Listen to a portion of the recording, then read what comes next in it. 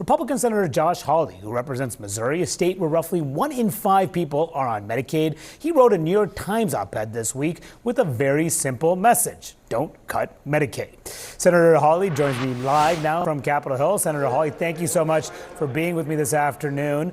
So as we just showed you, you were warning your party not to cut Medicaid. The speaker, though, he just said this about the House GOP's so-called big, beautiful bill. Listen. Cut Medicaid? We're not cutting Medicaid. Stop buying that. So he said, if you heard there, Senator Hawley said, we are not cutting Medicaid. Do you agree with the speaker? Is this bill not a cut to Medicaid? Well, the right thing to do is not to cut Medicaid, so I'm glad to hear him say that. Manu, it ought to be just a basic foundational principle. It is wrong to cut health care for the working poor, and that's what we're talking about here with Medicaid. My state is a Medicaid expansion state. Over 20% of Missourians, including hundreds of thousands of children, are on Medicaid. And Manu, they're not on Medicaid because they want to be. They're on Medicaid because they cannot afford health insurance in the private market. These are working people and their children who need health care. And it's just wrong to go and cut their health care when they're trying to make ends meet, trying to help their kids, trying to make sure that they're able to provide for their families. So I hope that the House GOP and the Senate GOP will get the message here. By the way, President Trump has said the same thing: no Medicaid benefit cuts. So, Senator Hawley, the expectation, though, is in this House GOP plan, millions could lose health insurance coverage. We're waiting for the exact numbers when the Congressional Budget Office analyzes this impact, but that is the expectation. It also, some of the changes could put some rural hospitals at risk. It also puts in place some new copay requirements for Medicaid beneficiaries. Does that concern you? Yes, both of those things concern me. Number one, I don't want to see any more rural hospitals in Missouri or anywhere else in America go out of business. We've lost too many of them in the state of Missouri, Manu. I don't like the idea of decreasing funding for rural hospitals. I'm worried that the House bill goes way too far in that regard. I also don't like what is basically a hidden tax on working poor people who are trying to get health care. I mean, this whole idea of we're going to charge them now additional copays in order to access health care. I have to say that just sounds like a tax to me. So now we're taxing poor people when they're trying to get access to health care? I've got big concerns about that. So if this bill comes over from the House to the Senate and you have to vote on it, are you no if this bill does not change? Yo, I'm not going to support this bill from the House in this form. I think that's clear. It's got to change before it can pass the Senate. And I continue to stand by my line in the sand, which is no Medicaid benefit cuts. Listen, if you want to do work requirements, I'm all for that. I bet every Republican and I bet most Americans would agree with that. But we're not talking here about just work requirements. The House goes much, much, much further than that. This is real Medicaid benefit cuts. I can't support that. No Republican should support that. We're the party of the working class, Manu. We need to act like it. Yeah, speaking of that, in your New York Times op-ed that we just showed, you wrote this about some of your GOP colleagues. You said, quote, "This wing of the party wants Republicans to build our big, beautiful bill around slashing health insurance for the working poor. Republicans need to open their eyes. Our voters support social insurance programs. More than that, our voters depend on these programs." You also point out that President Trump increased GOP support with the working class. So do you think your GOP colleagues in Congress are too focused on making life easier for corporate America and, frankly, wealthier Americans than the working class? Well, I would just say it's a mistake to listen to outlets like the Wall Street Journal, for instance, that never met a corporate tax cut they didn't love, never met a corporate goodie that they didn't absolutely relish, but want to tax the working class like crazy. It's reverse class warfare is what it is. It's taxing the poor to give to the rich. And I'm totally opposed to that. Republicans now, thanks to Donald Trump, are the party of the working class, Manu. You referenced the returns from the last election. The big majority of working class voters voted for the GOP. That means now the GOP needs to deliver for them. And we do that by giving them tax relief. We do that by bringing down their health care bills. We don't do it by cutting Medicaid. If this bill becomes law, are you concerned that Republicans could face a severe blowback in the elections next year?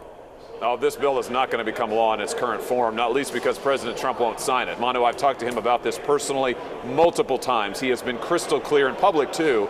No Medicaid benefit cuts. We need to give a tax cut to working people, not raise their taxes when it comes to health care, not take away their health care benefits. I hope this bill will get refocused on delivering relief for working families. That's what we ought to be doing. Do you think some of the wealthier taxpayers should pay higher taxes? I'm fine with that. You know, the president has floated that. He said maybe we ought to allow the top rate to the very top rate for people making over $1 million or over $5 million a year to go back to where it was before. It's like a 1-point increase, Manu. I would be fine with that if that's what the president wants to do. Bottom line is, the focus ought to be working people. Working families were hammered under Joe Biden's presidency. Let's be honest. They cannot afford their groceries. They cannot afford their rent. They can't afford to buy a car. We need to give them tax relief. We don't need to take away their health care.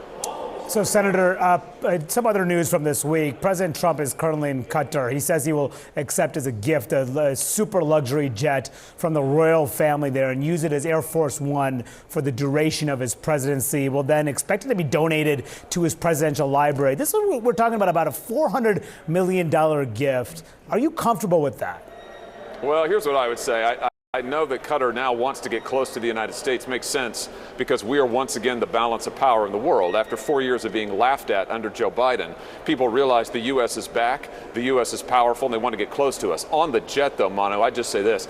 I think we ought to have a big, beautiful jet, but I'd like it to be made in the United States of America. We can build stuff in America. President Trump has been very strong on that. The U.S. government ought to be buying all of our stuff in the United States of America. That's the route I would go. So should he turn down this gift if offered?